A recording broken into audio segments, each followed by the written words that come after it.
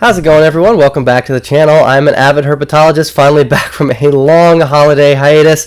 With both Christmas and New Year's passed by, I was spending a lot of time with both my family and my wife's family, but finally have a quick moment to breathe before I go on another quick weekend trip coming up this weekend, where my wife and I will be celebrating our 1-year wedding anniversary, which was actually back in October, but we finally have a spare time. We're actually going to be taking our 1-year wedding anniversary cruise. So very excited to be going out and enjoying that this coming weekend. Also, if you may notice, the lighting is a little bit different this video. I have another quick thank you, as my beautiful wife actually gifted me a wonderful ring light for Christmas this year. Between that and the new microphone, we're actually starting to get an actual streamer setup, guys. I'm very excited as I am slowly adding to my ensemble here. The video quality is going to slowly keep improving, which is something that I've been promising since I absolutely, earliest days of starting this channel. We're finally making some more strides that way, thanks to her. So just want to give her a quick shout out and thank her so much for that wonderful gift.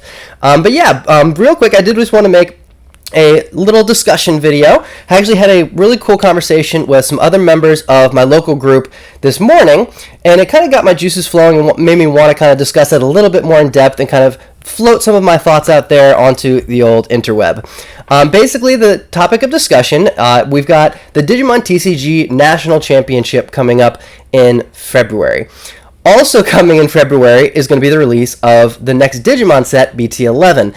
Now, BT11 is going to be dropping right before Nationals, which is problematic for a couple of reasons. First of all, it's going to be dropping entirely new decks into the meta pool. So for people who are going to want to be playing those decks, they have a very brief window of time to actually learn how to use those archetypes. For the rest of us who are still going to be playing the same archetypes we've been playing, and yes, I'm going to be bringing Machine Dramon. That is absolutely the deck that has been my pet deck and the deck that I have the most experience with. Fully intend on taking that to Nationals, but even for me, where I'm still going to be playing the same deck, there's not only going to be new cards that are introduced into that deck, so I have to learn how to sculpt my build a little bit differently, but now I also have the task of learning what the new meta is going to look like, adjusting my build to accommodate, and I need to learn how to play against new matchups. So it's a very messy situation, and it's also kind of gone hand in hand with other discussions, specifically around the ban list, which up until this point has been very messy in the Digimon TCG. I actually made an entire video about that back around BT10 when they made their last ban list update announcement, and it kind of had some mixed reception. We had some people who were a really big fan of it. We had some people who were not really a big fan of it. They didn't really like the way that ban list was kind of handled. Me personally, I kind of fall in the middle of the spectrum. So I just wanted to kind of take some time to discuss all of these aspects, because ultimately what we're left with is this very odd situation where we could potentially see ban list update changes prior to Nationals. We have a brand new set that is currently scheduled to release prior to Nationals, and then of course we have Nationals itself, which is set to be one of the biggest in-person events that has been held by Bandai for the Digimon TCG thus far. So it's a very odd situation, and there's a lot of things to talk about and kind of unpack here. So really what a lot of the discussion is being held around, we'll start by talking about the way that the ban list for the Digimon TCG has been handled up until this point, because it really ties into the next set release. So the last set ban list update, for those of you unfamiliar, came right after, and I do mean like a week to the day after, the release of BT10, Cross Encounter. So this was, in some ways, again, it was hailed as a good thing. Other people did not really like it. Again, I kind of fell in the center here. So one of the big things that was good about it, the reason that the ban list update happened was it was hitting a new archetype that was coming out in that set called Crossheart. Crossheart was a deck that has been visibly dominant overseas. In the Japanese meta, even up until, several sets ahead, I'm so sorry, excuse me. Even several sets ahead, Crossheart was still putting up insane levels of tournament results, which is not healthy. A deck should not be that dominant for that long. And it was very obvious as to why. The deck had some very key cards that were insanely powerful compared to what other decks are capable of doing. It allowed for insane levels of aggression, consistency, in general, something just kind of needed to give. So everyone kind of agreed and was on the same page that something eventually needed to be done about Crossheart, or else the game was going to get very stale, very stagnant, very quickly. The problem that a lot of people had with the way that this was handled is banning a lot of these cards and basically banning Crossheart into oblivion 7 days after that set was released. So this deck didn't even have time to exist in the English meta before just basically getting banned out of existence altogether, which that's where I start to kind of come down like, okay, yeah, I agree, of course, that cross art needed to get hit, but there's a lot of things to unpack when you're talking about banning large portions of one of the big archetypes right after it comes out. Basically, one of the big things that I have issue with is it doesn't exactly instill faith in new products and new archetypes when you're banning it before it even has a chance to dominate. One of the reasons this is so significant is in BT11, the set that's about to hit right before Nationals, there's another deck that's about to hit our meta that is equally dominant, or at least has historically been equally dominant in the Japanese meta, and that's going to be Black War Greymon X.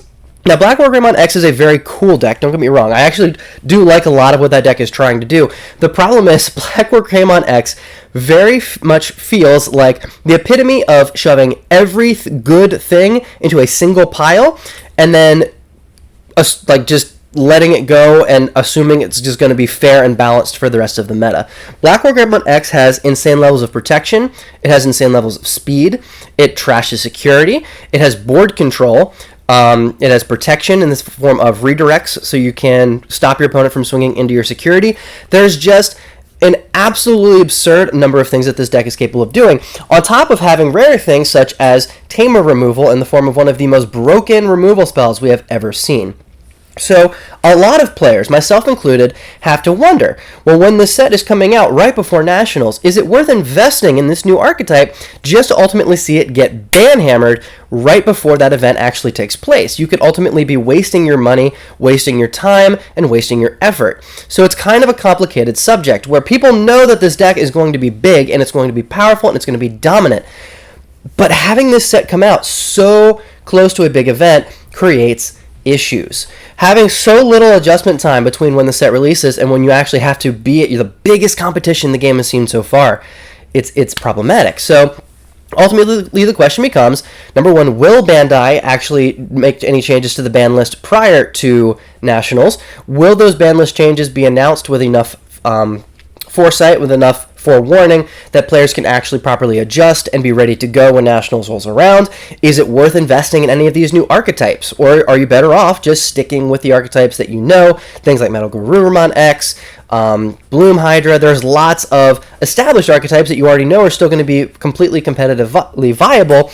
Is it worth investing your time and effort into one of these new decks with that potential issue on the horizon? Now, to be fair, I do think Black War Greymon X is probably the only deck people are really worried about getting hit prior to that big event, but that's still a valid concern, because if Bandai has demonstrated they are willing to make these sudden changes with no forewarning, especially so quickly after a set's release, that really leaves things kind of churning in the water, and it leaves a lot of uncertainty leading into what is supposed to be a big, exciting event that people are going to be getting excited for. It's all very, very sticky and problematic, and again, it just kind of creates some issues.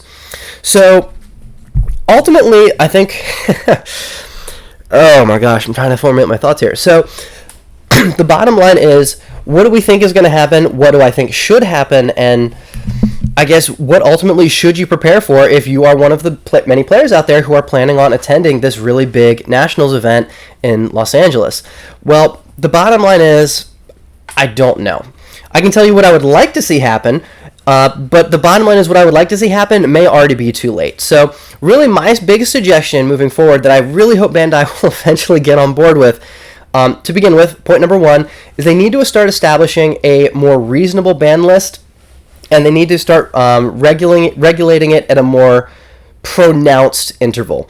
Basically, they need to say, like, at this date, and this date, we are going to assess the ban list and either make changes or don't make changes. That's important, especially, again, when you've got big events that are coming up. People need to be confident in the decks that they're playing, or you're going to have some very big issues. So with a lot of games, we'll use Magic the Gathering and even to a lesser extent Yu-Gi-Oh! As good examples.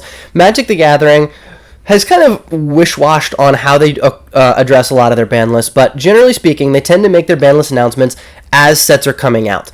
Now, when those adjustments happen, they very rarely actually hit cards that are being released in those sets. That's usually not a good look. Like, you don't want to ban the cards that you are literally just releasing. You want people to be buying those products off the shelf. So why would you go ahead and ban and make these cards unusable when you're supposed to be trying to sell that product? It's just not, from a financial or business perspective, it's not a good idea. But the bottom line is, the way that they do those ban lists is it's at least predictable. It's predictability that kind of gives players the comfortability to invest in those products. Digimon currently doesn't have that. Every single one of the ban list announcements up until this point has just been a shot in the dark. It's just come out of nowhere. It's been wild and wacky, and in some, no, I won't even try to sugarcoat it. I really don't like that. I don't like that the ban lists are just kind of coming out of nowhere. I want to have at least an idea that they are looking at the game, watching the metagame, checking on the game's health, and that way we at least have a general idea that if things do get stagnant and stale and we notice that decks are becoming too dominant, that there's at least potential for something to be done about that. Now, not only do they need to make the ban list more regulated, because for me personally, now we can still discuss whether or not there should be a ban list for the Digimon TCG at all, but this is all going to be my personal opinions here. Not only do I think they do need to establish it and make it a more regulated and predictable ban list, they need to make it a more proactive ban list. They need to be more willing to put cards on the list. Now, I've heard a lot of opinions on things that should get hit, things that should be limited to one, things that potentially should be banned. Obviously, you guys know I would love nothing more than to see cards like Death Exmon get the ban hammer completely, no limit to one. I want it gone. But even putting Death Exmon aside, and you really can't have the discussion of getting rid of Death Exmon unless you're willing to have a discussion about what other things also need to go. There are plenty of decks that Death Exmon does, and this is a big argument for keeping Death Exmon around. It keeps certain types of decks in check. And I do fully agree that if you are going to get rid of Death Exmon, you need to make other hits.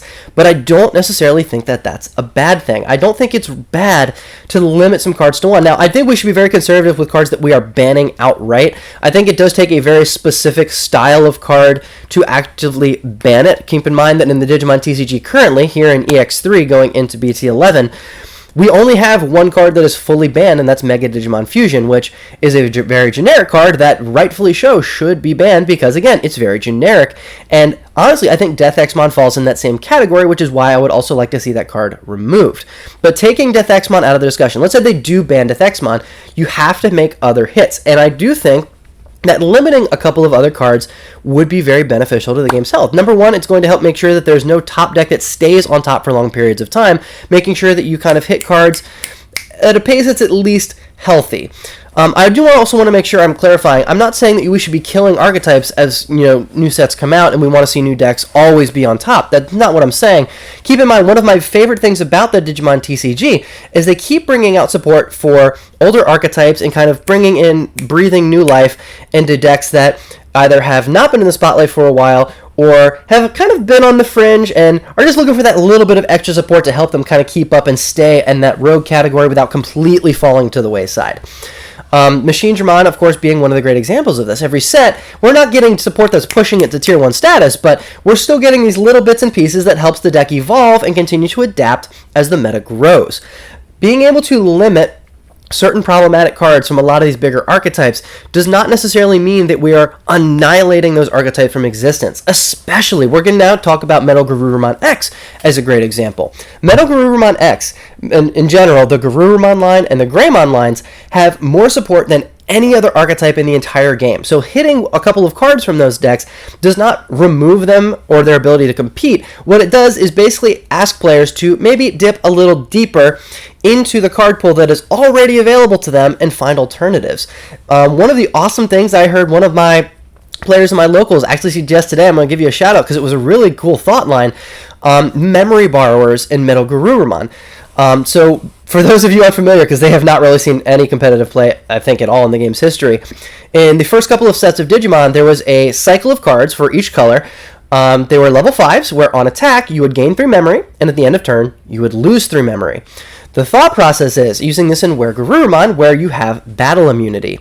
So basically, you can have, 2 champions, 2 rookies, whatever the case may be in your stack, Digivolve into the memory borrowing Garurumon. Swing a security for a free check, gain your 3 memory. That 3 memory lets you do a lot more in this particular archetype, where you can X Digivolve to unsuspend, and then X Digivolve to unsuspend. So one of the big cards, again, the reason I mention this, that people have been suggesting having hit to 1, is the Garurumon The Garurumon promo that lets you unsuspend multiple times and get multiple attacks.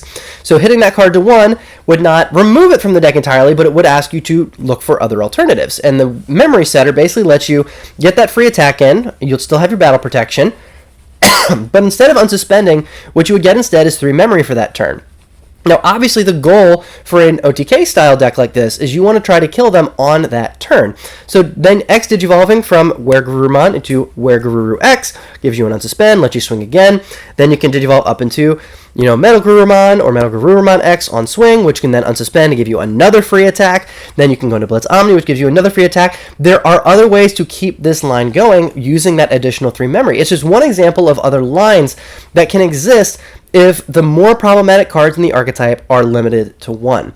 So it's just kind of opening this discussion for what would some of these bigger meta decks look like if some of those key, or I guess it's fair to say problematic cards, the strongest linchpins, were limited to a single copy.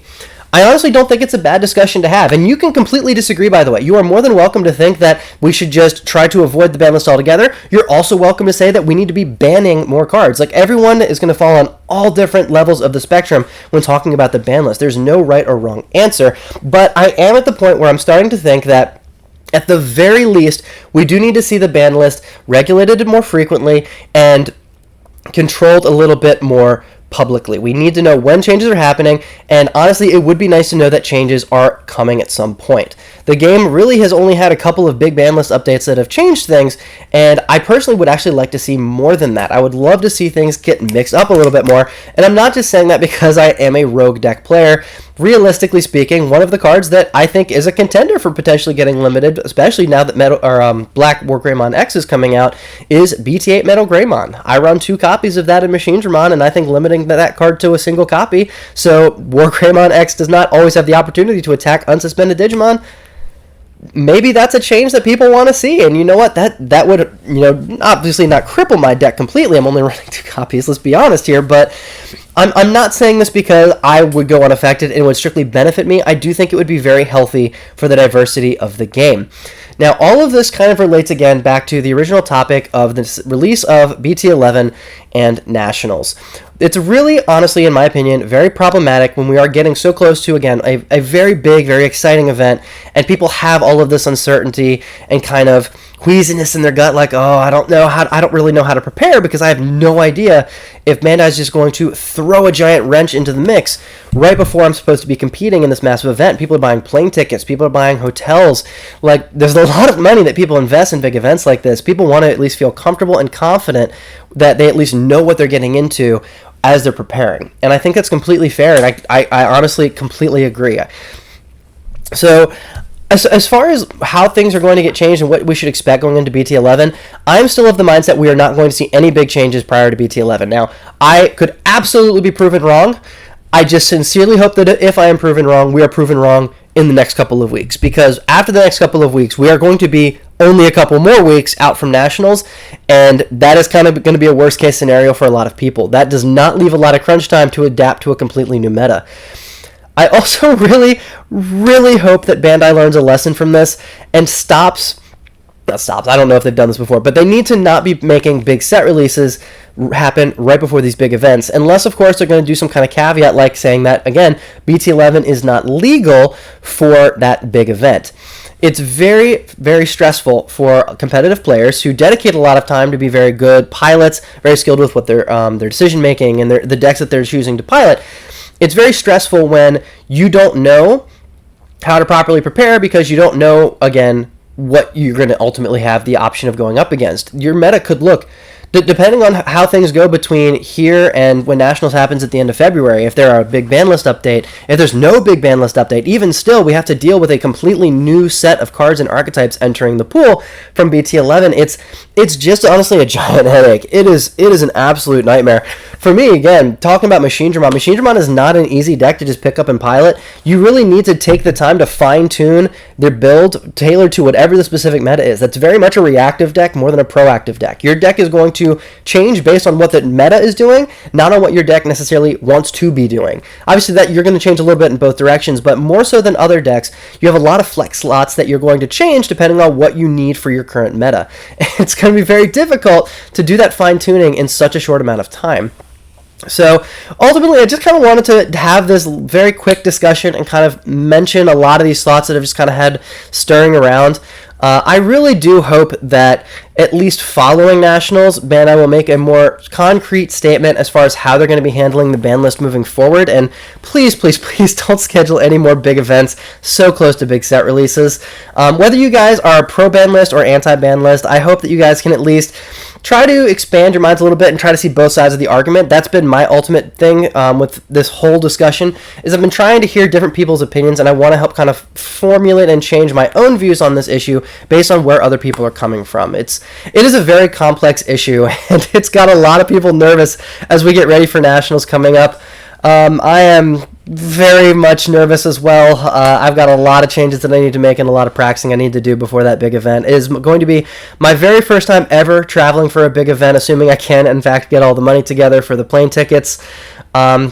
But yeah, it'll actually be a check off my bucket list. I've always thought it would be absolutely the coolest thing to actually travel somewhere to compete in a tournament for one of the games and hobbies that I really love. So it really is honestly a dream come true to be able to travel and compete at this level. It's an absolute honor. I'm going to be traveling with some of the coolest, best Digimon players I have ever known. You guys are all awesome. I cannot wait.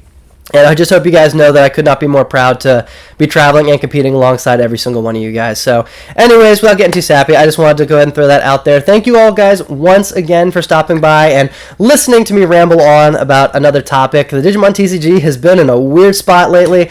I'm hoping we do see some changes moving forward. The game is still in a good spot. I am still having a lot of fun. This game is still just a blast and a half to play. There's a lot of fun decks. I'm actually looking forward to making looking forward video deck profiles in the coming weeks. There's lots of cool stuff to be looking forward to coming out of BT11. Hopefully too much of those things don't get hit in any surprise ban lists, but yeah, with that, I'm going to go ahead and let you guys get back to the rest of your evening. Thank you all again.